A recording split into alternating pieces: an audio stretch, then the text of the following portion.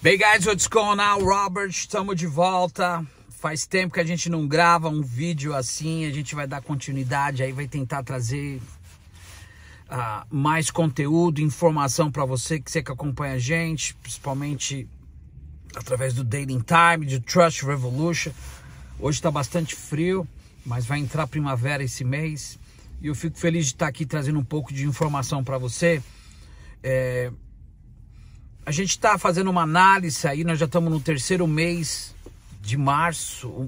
Incrível, o tempo voa, porque o tempo pertence realmente a esse mundo. Nós já estamos aí, daqui a pouco é 2025, e muitas das vezes a gente está subindo uma escada que está descendo, a gente tem um grande impasse e nada acontece, muitas das vezes porque nós continuamos defendendo aquilo que foi nos ensinado no passado. E hoje a gente colhe o resultado drasticamente. Bom, não vou falar especificamente do governo, mas gostaria de salientar, nós estamos vivendo aí uma espécie de uma ditadura moderna contra o proletariado. O governo do Lula está realmente sofrendo um impasse, justamente por causa da repetição do modelo, ou seja, mesmo que se fosse a direita que estivesse comandando, eles estariam de repente fazendo coisas piores para tentar mostrar para a população aquele fisiologismo, aquele discurso tecnocrata que todo governo paralelo, de uma forma ou de outra, tenta mostrar para mostrar trabalho, da mesma forma que está acontecendo na Argentina com um outro governo lá, anarcapitalista, neofascista do Javier Milei. Bom, eu vou tentar mostrar aqui rápido que não vale a pena a gente fazer, muitas das vezes, trazer bastante informação, porque cada minuto alguma coisa acontece, a gente precisa transcrever os fatos para que a gente possa fazer a nossa própria análise. Eu não estou aqui para convencer ninguém, estou aqui para ajudar vocês ir lá e fazer uma pesquisa, enfim, fazer um research e fazer as coisas acontecer, e você que está do outro lado toma, propriamente dito, a sua própria decisão. Então existe uma fragmentação, como eu já havia comentado, desde o início do governo Lula. O governo já foi desenhado, não tem impasse. O próprio arcabouço fiscal é uma continuidade do marco temporal, do teto dos gastos, e que ali tem sobra de caixa e remuneração para sobra de caixa e um corredorzinho líquido justamente para poder pagar juros e amortização da dívida. Nosso orçamento ano passado, para esse ano, é quase 6 trilhões, a metade já foi para pagar aí juros e dividendo da dívida. A Petrobras começa aí ter literalmente alguns embates, porque se tem que se pagar literalmente novamente os dividendos, ou seja, para os acionistas, e o modelo é sempre o mesmo.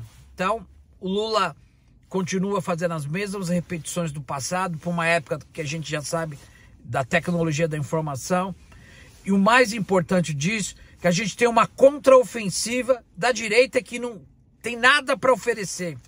Se você perguntar para as pessoas qual que é o significado do governo proto-fascista de Jair Bolsonaro, principalmente as pessoas que votaram no Jair Bolsonaro, eles vão falar, eles vão tentar se esquivar, porque eles estão intoxicados através desse aparato ideológico, que é essa ideologia que foi implementada. Ou seja, a ideia da ideologia é esconder a exploração da ausência da democracia. Porque nós estamos vivendo uma falsa democracia no país e principalmente uma ditadura moderna. Os caras estão se preparando para vir aqui para a América, como aquele Gustavo Zé Ruela, esse Nicolas Peruqueiro, o filho do Bolsonaro, o próprio Alan dos Santos, que mora, não aqui, mas lá na Flórida, para poder, aquele Paulo Figueiredo, que é o Zé Ruela, que era da Jovem Pan também.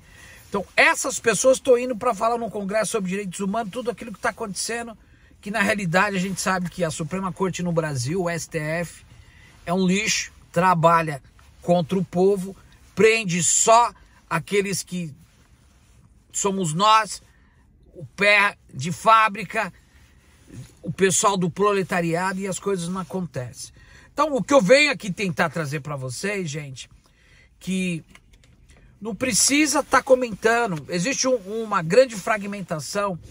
onde pós-governo, entra governo, sai governo, pós-governo, a gente vê a inabilidade da sociedade civil como um todo.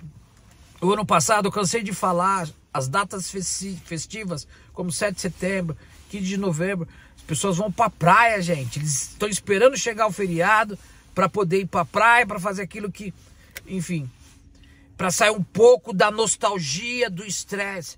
Eles não estão preocupados com a participação, não na política representativa, mas na participação da reconstrução do Estado, com participação efetiva. Então, se deixa bastante a desejar, porque o povo continua esperando milagres acontecer, os políticos acontecer, e o mais importante disso, para finalizar, que a gente não consegue entender que a superexploração da pauperização do trabalho continua de uma forma mais configurada através do capitalismo. Então o povo, ele continua na área de conforto. Não, eu voltei no Lula, o Lula é o papai dos pobres, as coisas vão acontecer. Só que não há direção, não há uma correlação de força configurada na sociedade para poder bater. O único ponto positivo que eu aí não tenho nada de crítica, assim, eu faço minha autocrítica referente ao que está acontecendo nesse governo que foi transcrito, certo? Que foi elaborado, porque tem o mesmo segmento do outro. Você de repente vai falar que não, mas existe o mesmo segmento, que é transferência de renda da iniciativa, aliás, do Estado, justamente para a iniciativa privada. É que nada muda, ou seja, nessa fragmentação a gente vê o posicionamento do Lula referente à Palestina lá, entende? Então, deveria ter expulsado literalmente o embaixador de Israel, tem que se mostrar a cara. Não adianta a Gleisi Hoffmann subir lá e falar: a esposa do Moro tá mudando pro Paraná, que isso, que não sei o quê. O que tá acontecendo? Vocês viram aí que a polícia de São Paulo já matou quase 70 pessoas na Baixada Santista? O povo tá preocupado com o paredão do Big Brother. Então nós aqui, nós temos que usar os mecanismos. Eu convido a cada um de vocês, vai pro TikTok, comece a fazer vídeo, depois de 1000 followers ou seguidores, você começa a fazer live ao vivo. Nós vamos começar amanhã a fazer nossas lives no TikTok.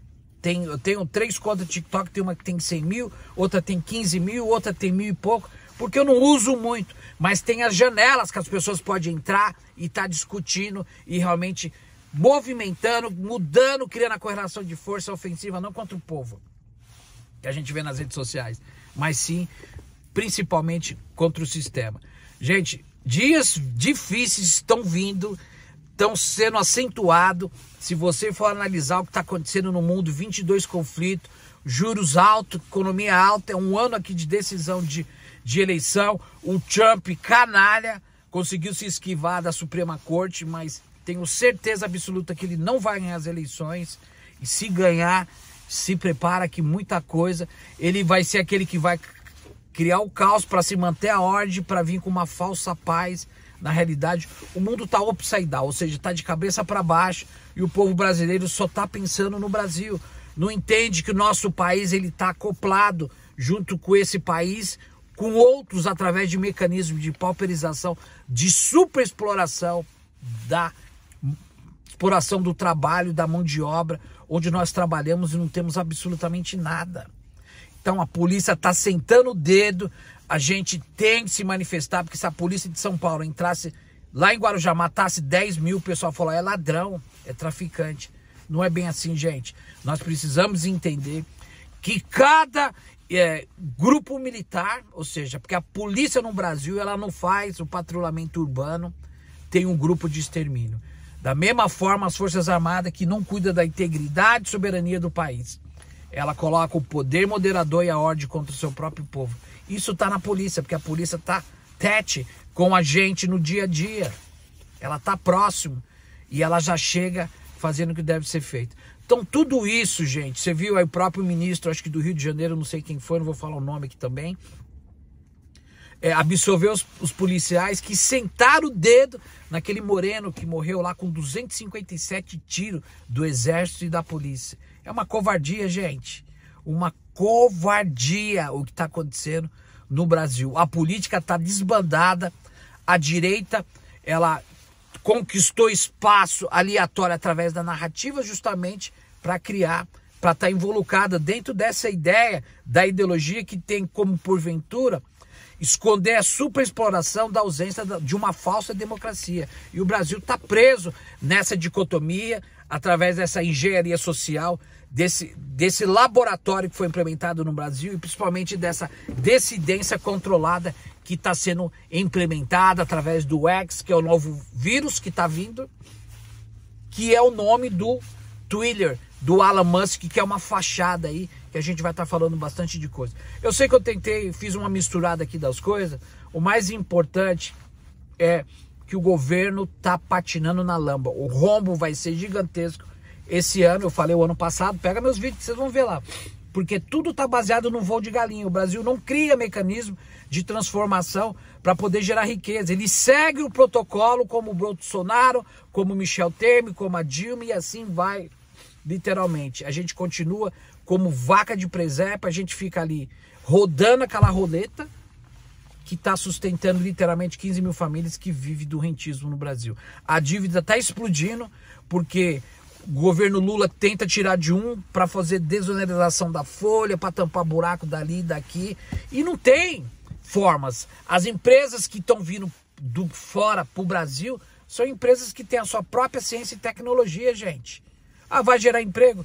Você não tem padrão de vida, você não tem poder de compra. Então nada muda. É claro que é um governo que tem um respeito pelas pessoas, a gente sabe muito bem disso, mas o povo, quando entra no mercado, eles querem saber de arroz, eles vão falar, faz o L, aquela palhaçada que a gente já sabe muito bem. Então, nós temos que estarmos ativos, nós temos que participar. Você não fez uma transferência de responsabilidade para o governo e ficar na área de conforto, muitas das vezes. Nós temos que estar juntos. Te convido para você participar do nosso trabalho aqui no Brasil, aliás, no Brasil, com mais de 3.500 comitês espalhados pelo Brasil, trabalhando as questões de base. Nós não temos liderança, nós não temos patrocínio. Não vai ser feito pelo povão, e sim por pessoas como você, que tem um senso crítico, senso comum, senso político. Nós precisamos mostrar a nossa cara. Pessoal, vai ficar um telefone aqui embaixo. Dúvidas, ligue, pergunte, a gente manda o material tudo de graça. Quem não trabalhar para reconstruir o Estado soberano do país, se prepara pelos adventos e as coisas que vão acontecer ainda mais daqui para frente. Eu venho falando isso sempre, sempre, sempre. Nada muda, nós estamos com 22 conflitos, juros altíssimos. Tudo que está acontecendo ao redor do mundo influencia no Brasil. E o Brasil é um país que não tem gordura sólida para poder mexer as peças do tabuleiro, literalmente, para poder ajudar a população de uma forma ou de outra. Um grande abraço, a gente vê na próxima.